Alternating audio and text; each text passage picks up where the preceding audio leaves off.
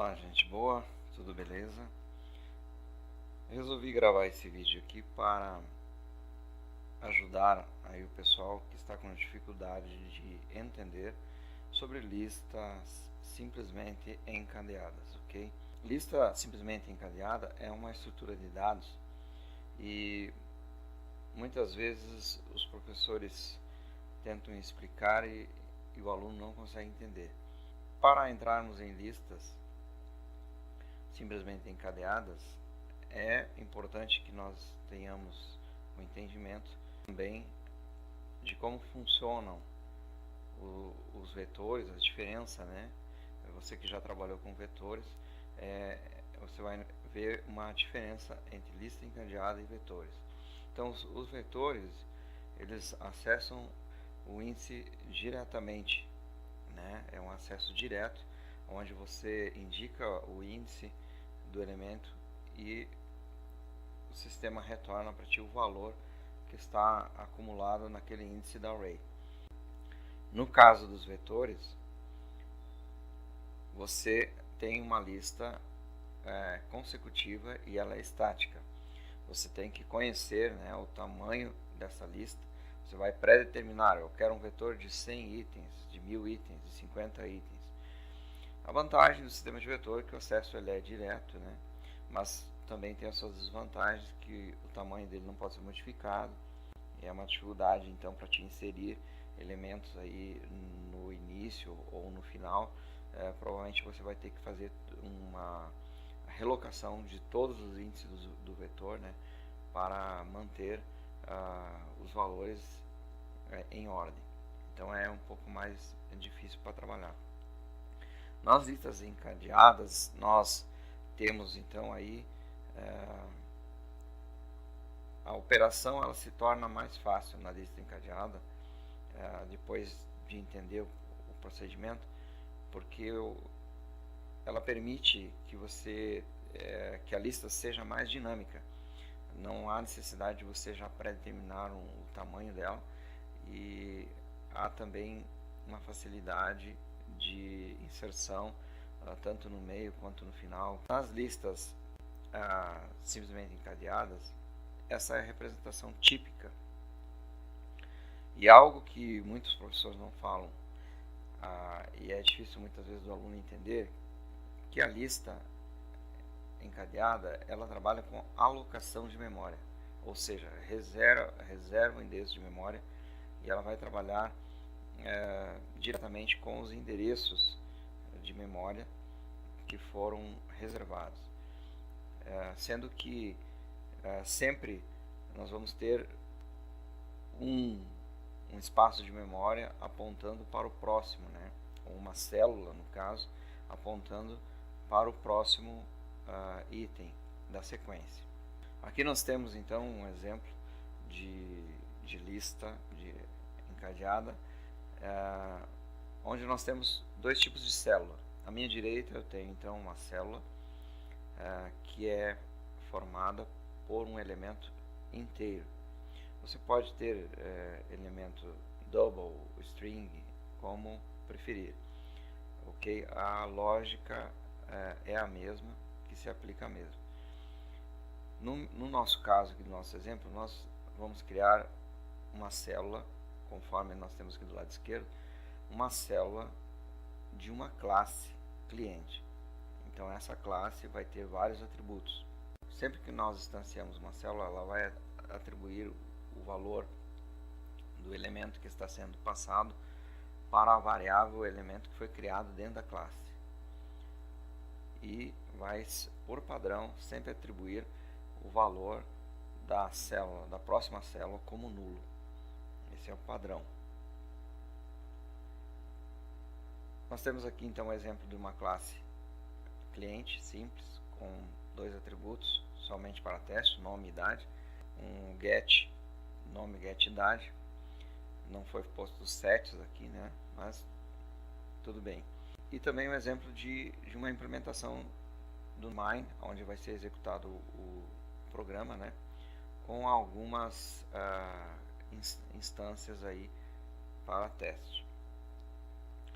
Então, isso você pode usar esse mesmo sistema, essa mesma exemplo para qualquer tipo de classe, ok? Também nós vamos trabalhar aí com um exemplo de lista, tá? Através da classe lista, nós vamos ter então aí a instanciação a lista vai ser instanciada, né?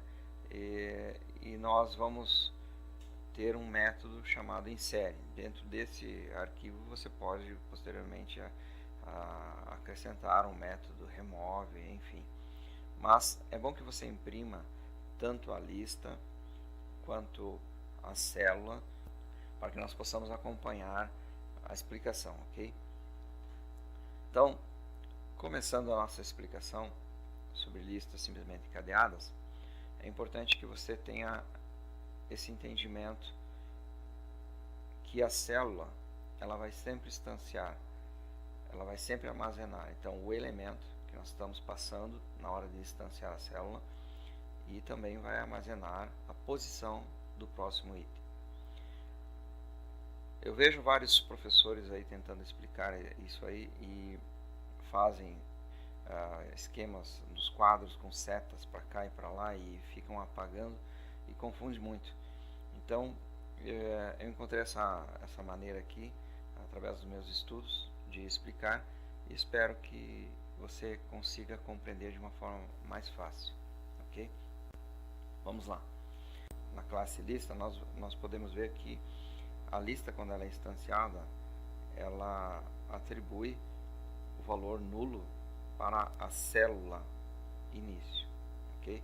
Aqui eu vou colocar como variável, tá? Para ficar melhor entendimento, mas se subentende que é uma célula, ok? Então, neste momento, no início, é atribuído então o valor nulo para a célula ou variável, né, início. Eu vou trabalhar aqui com o endereço de memória para facilitar a compreensão. O endereço de memória pode ser qualquer endereço, ok? Você pode atribuir aí o valor que você quiser, é só para que nós possamos entender a sequência no andamento da explicação. Então, quando eu falar em endereço de memória, é um endereço fictício, é só para que a gente possa entender. Então, neste momento em que a lista é instanciada, a célula início recebe o valor de nulo e ela é alocada ou armazenada em um endereço de memória, que eu vou chamar aqui de 100, endereço 100 de memória. Na classe mine, eu insiro então um novo cliente e no momento que eu insiro este novo cliente, ele vai armazenar o elemento cliente que foi instanciado na variável elemento e o próximo, por padrão, numa nova instanciação, é nulo, ok? Então essa variável ela vai ser chamada de variável auxiliar, conforme está no método insere, e vai receber o endereço fictício, tá? 0200. Se o início for nulo, o início vai receber o valor que está em auxiliar, o valor do endereço de memória. Então, nesse caso, o nosso início ele é nulo. O início vai receber o endereço 200, que é o endereço do elemento auxiliar. No nossa próxima inserção, veja bem que o início está apontando para o 0200, quer dizer, o início aponta para o primeiro elemento da lista. E o próximo elemento da lista é nulo. Não há um próximo elemento. Então, o início é o 0200 e o próximo é nulo. Na nova chamada do método, nós temos aí novamente a variável auxiliar, sendo a célula auxiliar sendo criada, onde vai receber o valor de 0300 com o elemento e a próxima sendo nulo por padrão. Ela verifica então se o início é nulo. O início é nulo? Não, não é nulo. Então ele vai para o else, onde a célula atual vai receber o valor do endereço que está no início, que é o 0200. Então o 0200 passa para o valor para a célula atual. Na sequência, o anterior recebe nulo. Em seguida nós temos um while, onde o atual é verificado se ele é diferente de nulo. No caso, satisfaz essa condição, então o anterior vai receber o valor do atual. O valor de memória que está no atual é o 0,200, então o 0,200 vai passar para o anterior. E em seguida é pego o valor do próximo que está no endereço 0,200, no caso aqui é o nulo. O nulo é o próximo do 0,200 e vai ser atribuído para a variável atual. Então, a atual recebeu o valor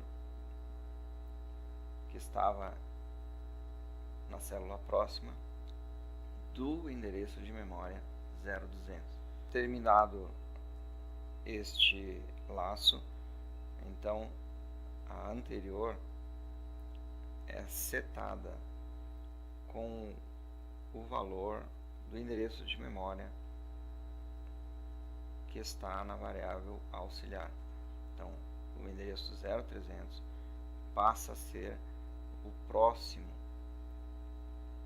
do endereço anterior. Nós ficamos com a tabela em ordem. 0100 está apontando para o 0200, dizendo que o início é o 0200. O 0200 está apontando para o próximo endereço, que é o 0300. E o 0300 está apontando para o nulo, quer dizer, não há próximo. Termina a nossa lista aqui. Vamos a uma nova inserção, então.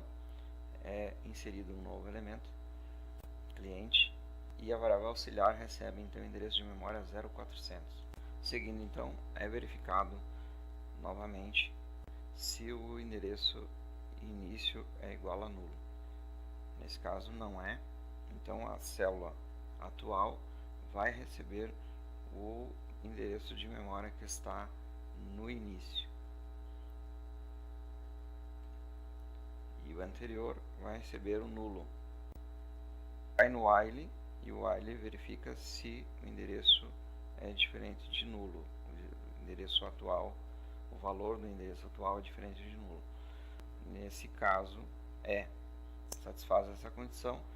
O anterior, então, recebe o valor do atual, que é 0,200, e o atual vai pegar o próximo endereço que está no endereço 0,200, que é o 0,300. Então, o 0,300 passa para o valor atual. Na próxima interação, então ele está ainda dentro do while, ele vai fazer o anterior igual ao atual novamente e vai pegar então o valor que está no endereço próximo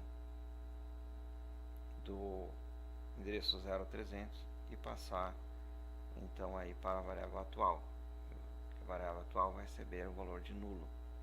Saímos então do laço do while e o endereço de memória anterior é setado com o seu próximo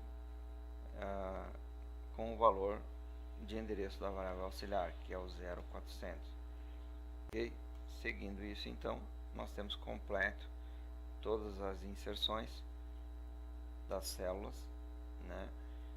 E se tem aí uma lista com cabeçalho e com fim. 0100 então apontando o início para o 0200, 0200 apontando para o 0300, 0300 apontando para o 0400 e o 0400 apontando para o nulo. E nós temos todos os elementos aí inseridos na nossa tabela. Ainda podemos adicionar aí a classe list um método para listar aí os valores que foram armazenados. Então era isso, pessoal, espero ter ajudado, espero que vocês através desse vídeo possam ter melhor entendimento sobre lista encadeada. E se você gostou aí, se inscreva, dê o teu like, ok?